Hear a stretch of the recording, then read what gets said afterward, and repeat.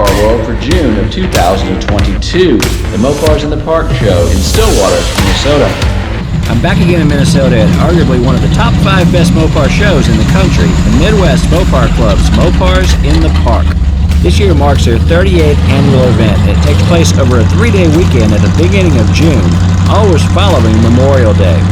For a history lesson on this year's show, after you're done watching this video, check out my 2021 coverage from last year. For a Mopar show to be in the top 5, it has to have a very strong swap meet. What Brand X enthusiasts don't understand is how hard it can be to find parts for cars that were produced in such low numbers as many of the Mopars were. I started this show on the car corral side of the swap meet area and found a number of interesting Mopars. Most notably was this unrestored Survivor Barracuda coming from the West Coast.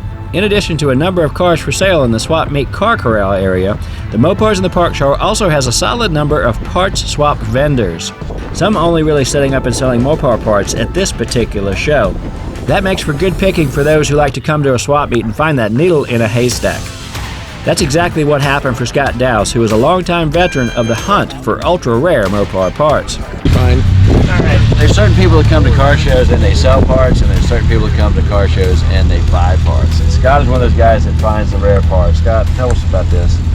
This is an air cleaner base for a 1970 Hemi Challenger. As the story goes, in 1970, if you wanted to order your brand new Hemi Challenger with a shaker hood, the factory was having problems with the shaker hoods, and as a substitute they did offer a TA Challenger hood for your Hemi Challenger. Very, very few of those cars were ever built. These air cleaners are made of unobtainium, and I found one here at the show yesterday. That's why you come to these shows, right? That's why I come to these, to find the good stuff. And if you need one of these, Scott can sell it to you for a small price. Yeah. It's not supposed to be chrome, right? No, somebody chrome plated that. I don't know why they did it, but you know, well, back in the day. Yeah. Back in the day, people chrome plated stuff, and they thought that was cool. Yep. Well, I would say that is the find of the show. One of the finds of the show. What else do you find? Oh, I got other, not to that magnitude, other good things. Cool. And I know other people that stumbled into good things too, and I think it's been a good show for a lot of people. And that's why you go to shows and don't sit on your couch, kids. Yeah. And you get to meet Rob Wolf. One of the few complaints I hear about this show is how spread out it is. If you find yourself buying a heavy part in a swap meet, there is no way you're going to be able to lug it back to your car without some help. To alleviate this problem, the club runs a golf cart shuttle, but for those here to cover the show, we opt for bikes. Vintage, of course.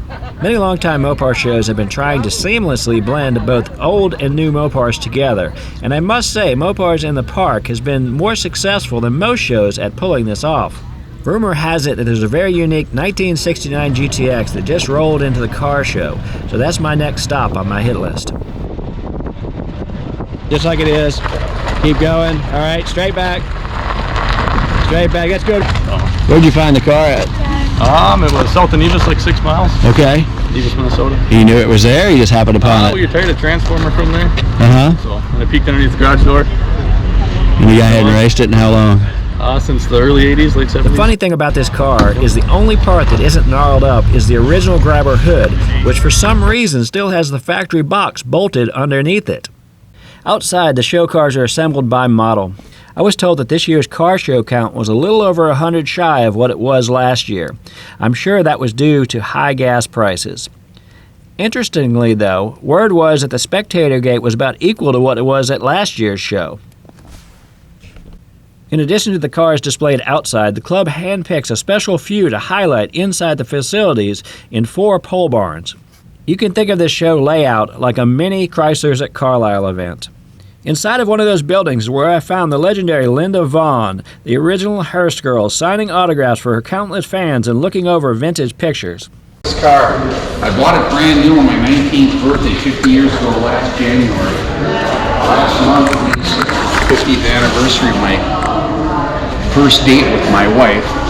We dated in the car, we got married using it. It was a grocery getter, and we brought our son home from the hospital in that car, right? Yeah. We used it for about 20 years, and I parked it when I started seeing wear and tear. So what I did was I gutted the interior, put in about that much kitty litter, and put a whole bunch of kitty litter underneath it on the floor to suck out any moisture, right? And when I redid the body, it really wasn't that difficult to do because there was hardly any rust, okay? Stock, this car came with a slant 6 and an automatic. I did it on purpose because easy on gas, easy on insurance. And before I dated my wife, I'd say to the girls, where do you want to go? You know, I got 20 bucks in my wallet and I'm ready to go anywhere, you know. Yeah. Well, back in 72, you know. 20 bucks, a lot of money. Yeah. So, I waited until one day my kids came up to have barbecue at our house up in Scandia. And we're just sitting down to eat. And my son says to my wife, Mom, when's it going to be Dad's turn? And my wife says, what do you mean? And my daughter looks at my wife and says, you don't need to replace the carpeting in the house. The carpeting's fine. He's been waiting for you to get done spending to be able to do that. And my wife said, oh, I'm sorry, I forgot. And I said, I've just been waiting. She reaches down, opens up her purse and hands me the checkbook. She never asked another word. And when the car got done, first it was my Barracuda that we finished. It's in the next building.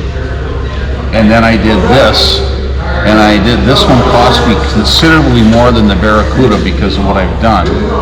I brought the 6-cylinder from 145 horse and 210 foot-pounds of torque to 600 horse and 550 foot-pounds of torque. 2 months ago, I brought the car to a Slant 6 approved race in Missouri at the Mocan racetrack, and I smashed 2 world records for Slant 6 drag racing, one right after the other. I simply added 125 pounds of weight, because first I smashed it in my class, added 125 pounds, put me 15 pounds into the next weight class, smashed that. At the same race, this car beat 4 Hemi cars. One with an old style cast iron Hemi block, the other one with a new style Hemi, but the driver didn't know what he was doing, and 2 with brand new Hellcats. And yeah, they got a lot of horsepower, but they got an awful lot of weight, right? And that's what it is. Next year I'm going back to the same dragway, and I'm going to have the owners of the track advertise 8th mile drag racing, and I'll be able to smash the 8th mile records too. What do you Today I find my friend Steve and Eddie here today. Steve, we've known each other for a while, and I've watched this car come together, and it's really doing fantastic. Now, what are you running in this thing?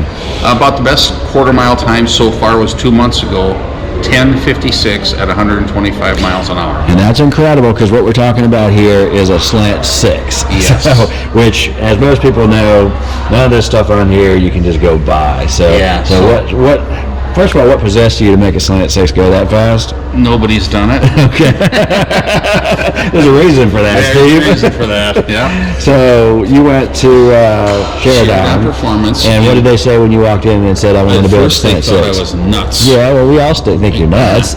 And one of the guys that worked there looked at me, and I go down there on every day of the week when I was doing my 66 Barracuda, and I would do things, and I would have lunch with them, and somebody said, so what's your next project after the Duster?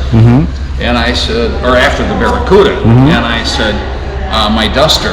And they go, well, what do you want done with that? And I said, I want to take a Slant 6 steel, hardly any fiberglass, right, and I want to put it in the 10s in the quarter mile. Right. They all thought I was nuts, except this one guy just looking at me. And one day I went down, we sit down for lunch, he takes out a notebook, tosses the Denny Biro, the guy that runs the place, and he says, it can be done. And the guy looks at me and says, you're going to get a fiberglass hood and front bumper. And I said, that's fine, you know. The first time out of the box, the car ran a 12 even at like 95, 99 miles an hour. And we kept improving and improving and improving, and until we get to 2 months ago, You know, 1056 at 125. So we've been talking for a while. That process has been what? Has it been 5 years, 3 years? 7. 7 years now? Yes. Yep. Yep. And you just keep tweaking it and get it Just down a keep little tweaking further. it. The best thing I did was I have a cable that hangs out underneath the dash, and we data log every race. Right. And between races, get out the computer and start changing things. Right. Because the air quality is different everywhere you go. And that's the biggest difference in making this thing run? Yeah. Yep. It likes its air. So it likes the supercharger too? Yeah, what struck me was I went to the supercharger store down in Huacawa City, Arizona. Mm-hmm. You could throw a rock out of their backyard and hit Mexico. Okay. Right? And I called them and told them I needed a DS1C, and the guy says, "Yeah, I got those." He says, "What engine?" I said, "A Slant 6. And I thought, well, I won't see that for 6 months. He said, "I'll have it to you in about 3 days. We carry the bracket on the shelf." Really? It turns out a lot of Slant 6 people put them on, Okay. but they dump it into the carburetor, the Right. 4-barrel carburetor. Right. I haven't. I made my own injection system. So this is all hand fabbed? Yeah. Yeah. Intake basically? This is hand fab. The exhaust is hand fab. Mm-hmm. This is, we had to do custom piston rods and custom pistons, and we had to grind a little metal down by where the piston skirts are emerging on the downstroke because it was slapping. Right. And the block, we modified it. We found out that a crankshaft for a Slant 6 is the same diameter on the mains as a 440. Right. And I had a 440, it was going to a machine shop, and we picked one of the main caps off, took off one for the Slant 6 and dropped it in place, and we're like, That's crazy. "It'll fit." That's crazy. Yeah, and it did. And so we told them, we'll send you the billet main caps and drill the holes and drill them bigger than, as big as a 440. Right. Right. And we use ARP studs and bolts and such. The valves in the head came from a new style Hemi. So the valves are just about touching, right? So I can get the air in and I can get the air out. And beehive springs, roller rockers, ported and polished. When I brought it in for porting and polishing, they thought I was insane when I handed them that intake manifold. They thought I was nuts. So what transmission are you running behind it? I am running the original transmission to the car. It's a 904 automatic. Is it? Yeah, and it's beefed up. The first time, or second time down the track, we had a problem with it, and because we brought it to a transmission rebuilder, told him to make it so it could withstand a 600 horsepower shock. He only built it up to withstand 400, and we messed it up. And I bring it back to him, and he looked at me and he was apologizing. "I'm so sorry," right? So when it came back 3 days later, he had it all done. Now it can withstand 1,000 horsepower shock. And under the rear, what kind of gears do you have? I think they're 488s. Okay. Yeah. So you wanted it pretty tight. What kind of RPMs are you going through the traps on this thing? When we're going through the traps, Yeah. about close to 5,000, 5,500. Right. What do you shift at? I got a yellow light in front of me. When the Okay. yellow light says pull the handle, that's what I do. But I launch at 5,800, and boy, what a kick in the backside when that thing connects. Yeah. I couldn't believe it the first time it happened. I thought I broke something. Yeah. So what do you think the overall potential of this combo is going to be for you? Are you close to it now? Or do you think there's more in it? I think I've done it. Yeah. I've already got those 2 quarter-mile records. I'm bringing the car back down to the Mocan racetrack next spring if the weather's good, and I'm going to go for the 8th-mile records also. So the 2 records you just recently broke were what? They were my weight class, right? C class unlimited, and the next weight class up is D class unlimited. So I have those 2 in the quarter, and I'll be going for the same thing in the 8th. So this weight was added for the weight class? Yep. What is it? Just lead in a bag? Yeah, that's all it is. And you just throw it Shot balls. You just throw it in the trunk. Just throw it in there, and that was it. Yeah, it's real technical. Is that legal? I did it in front of four like judges or inspectors, and put it on a 4-point scale, and they're going, yeah, you're legal. I'm like, okay. Close the trunk lid, get back in line, and do it again. My water injection box here is interesting because you want water injection, but you also want a little alcohol. And I found out that Walmart, the cheap windshield washer fluid, has got a very high content of alcohol in it. So this is water and meth getting injected into the intake on the way in. On the Walmart windshield fluid, right? The Walmart windshield fluid. All right. Yeah. Shout out to Walmart. Okay. In the radio, it's a CD player, and I have the Beatles album Help in there. And whenever I race, I push the button for help.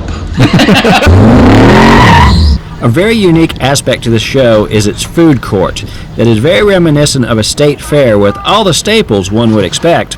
Speaking of food, Pitmasters TV personality Mo Cason showed up as a participant showing off his retro cool 1969 Super Bee. Mo, if you guys don't know, is part of the Barbecue Pitmasters, and we didn't expect to see him here today, so Yeah. it's wonderful to see you at this show. Well, I tell you what, this is my first car show, first time with my B. It's great. I love it. You know, we've had we got cruisings back at home, but this is like my first official Mopar car show. Well, you gotta do more of them, man. Oh yeah, that's the plan. I'm gonna come out more. I got a few lined up this year. Hopefully, I can make good guys this year in Des Moines, which comes through. It's a big one. McCacken, I got invited to McCacken, which I'm thrilled about. That is like to me the Pebble Beach of muscle cars, if you ask me. I mean, I just think it's just the coolest cars. But coming here, there's some awesome cars here. Awesome cars here.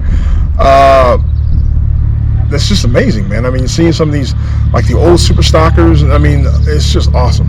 So we come here and we barbecue for fun. You come here and you car show for fun. Yeah, people asking me, how come you didn't bring no brisket? I'm like, dude, I'm here to relax. Okay, it's not like I got 2 briskets in my backpack and I'm ready to slice them up. I could have done that, but no. I'm here with my car, relaxing, fellowship with fellow Mopar peeps, and that's what it's all about. So you have a new show coming out. Everybody knows you from Pitmasters. Yep. What's the new stuff you got coming out in September? Got a great new show on Nat Geo and Disney Plus called Appetite for Adventure with Mo Cason. So it's kind of like the Uncharted with Gordon Ramsay, where I'm going to all these cool different places, internationally and domestic, and I'm meeting up with these really cool chefs or people of interest that know the area really well. And basically, I learned the culture, the food culture. Everything I do on the show at the end, it's about cooking over fire because I'm a barbecue guy. So that's what it's all about. So I take it in, I go on, do all these excursions and stuff like that. And then at the end of the week, the people that I interacted with, they get invited to a particular location, and I cook for them. Sometimes I keep it traditional, depending on where I'm at. Like I've been in Bogota, Colombia, Yopal, Colombia, but then I kind of put my own spin on it because that's what makes it interesting. Because I feel like I want to cook, give you me, but I want to keep it true to your the way the culture is. But sometimes you need to add a little jazz to it. You know what I mean? You need to spice it up a little bit. I do it on Cason style. And all that starts in September? Yes, yeah, yep. It's going to air in September. All right, we're looking forward. So how long has this motor been in the car? 6 months. 6 months? Yeah. It's a 493. It's got a girdle in it. It's got Indy heads. It's got a custom grind Indy cylinder heads, but made by Comp roller cam, TTI headers, 12-to-1 flat top Ross piston, MSD, high volume water pump. And the new one you're putting in is going to be a Hemi? It's a 572 Super Street Hemi, Indy cylinder head. So it's all aluminum block, APD copper carburetor Dominator, 840 horse dyno to your door. So that's what's going in there. And you're going to McCacken with it, will it have the new motor or this have the new motor? motor. Okay, so it'll be all fresh. When everybody comes to see it in McCacken, come have see the it, Hemi in it. and you'll have a new Indy motor. The only thing I got to do, which it's not a big deal, is I bought a motor plate from Mancini, so it's got to have, because the aluminum blocks don't have Right. Motor mounts, so they're gonna, put the tabs there, and that's it. And then, but it'll be really clean. It'll be real nice. Have that bright all aluminum Hemi in there. So how often you drive it? Actually, Not very much. I mean, because it just got done like last November. So I live in Iowa, so it went straight to storage. I took it out when it got warmer. I got alignment on it. Took it out. Just changed the braking oil in it, actually. Just changed it. I mean, just changed it before I came here. And so it's it don't got 100 miles on this motor. I mean, maybe a little bit more. That's just putting around town, just around my neighborhood. I didn't really drive it very far because we had a long winter. You said you're a Mopar guy. What was your first car? Oh man, Power Wagon. Big Power Wagon guy, like the civilian version. Yeah. I've had I can't tell you how many Power Wagons I've had, man. A lot of Power Wagons. I've had Dart, a 70 or 71 Dart, but I used to be a bigger guy. I used to be 400 pounds. I'm 400 pounds now. And I found out real quick that big guys and little cars don't work out. You look at your kneecap. So got rid of that. I had a 69 Roadrunner that was just a rolling chassis, and I shouldn't have sold that. I had Challenger like that guy had. I had that. But my first car that I really loved, I love all my cars, but I had a 67 Hornet RT. And I had 15x4 non-Unilug Krager clean. 15.4s in the front, had 15x8s in the back. And I mean, my favorite car is a 69 Super B and a 69 Plymouth Roadrunner. But my second favorite is a 67 Hornet RT or a Satellite. I just love those cars. They're a little boxy. They're not as popular as the 69s and 70s. But man, I when I was younger, my favorite car was the dude out of Chicago with the Satellite with the Hemi in it. He was a street racer. Everybody knew him. You know what I'm talking about? Silver Bullet? Silver Bullet. Out of Detroit. I had a poster hanging on my wall of Silver Bullet, man. That's why I see the American flag. That is like my thing, man. And that car, I said this is before I went to the Navy, I said if I ever get enough money, I said I want to build me one. And I had a couple satellites I could have done that too. But I just, Like that. working at the water plant, the city, now I got my own business, so I'm able to do a lot more things than I couldn't do when I worked for the city, you know what I mean? So when did you get this one? I got this about 5 years ago. A buddy of mine owned it in Lockhart, Texas. It was a great story.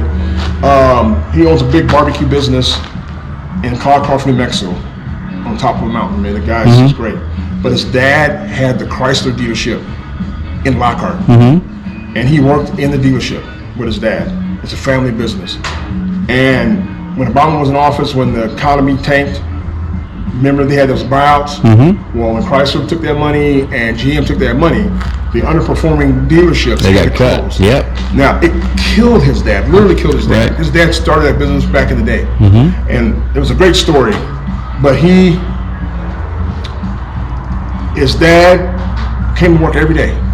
And then as soon as he had to close his doors, he went downhill to where he had to go to hospice. He took his son, which is my friend, took him in for a while, and they got to the point where he had to go to hospice. And here's a great story. This is how he started his barbecue restaurant. He barbecued when he was in town in Lockhart. Lockhart, if you didn't know, they were well known for barbecue. And he had a food truck, and he would do these things. But what happened was, his dad used to always tell him, he had this old, I think it was an old Ford, or it could have been an old Chrysler behind the building. 4-door, sitting in the weeds, and he said, never get rid of this car. Ever since they were little, he said, never get rid of this car. So as he was literally, and he told him even while in hospice, he said, never get rid of this car. Now, he had him and his brother's the older brother. So what happened was, his dad passed. There were still cars. This was, what was that, 2012 when that happened? 10-ish, 2010, Well, 2012, yeah. that's when the Challenger was out here. There was a lime green Challenger in the showroom. There was minivans and other stuff. There were still some new vehicles in there. So his brother was like, what are we gonna do, man? We gotta get this place cleaned up. We gotta do something with this property, And so he said, well, I'll tell you what, we're going in it. We'll just split all the cars and everything 50-50. And so his brother said, okay.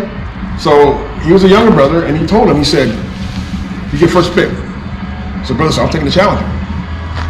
And then he said, I'll take that Crown Vic in the back, that 56 or whatever Crown Vic. And his brother looked at him like, why would you take this car? He said, because it meant a lot to Dad. But he had no idea. He just, as a sentimental thing, he'll put it on the back of his property because it just was sentimental. Well, when they got everything all divvied up, he went and popped the trunk. There was $250,000 in there. And his dad stashed all the little side cash over the years. And he took that money, he was able to start his barbecue business, which is very successful.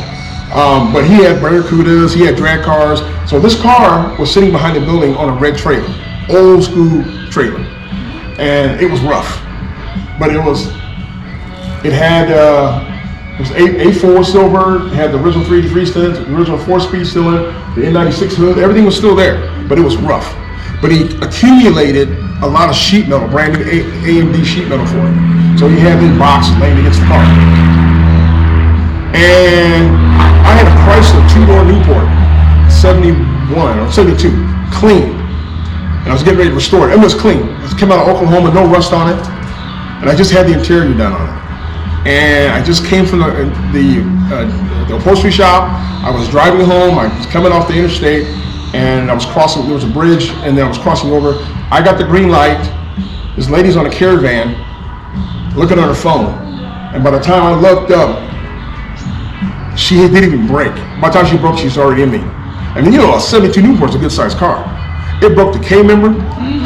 It totaled the car. And only thing I needed was paint.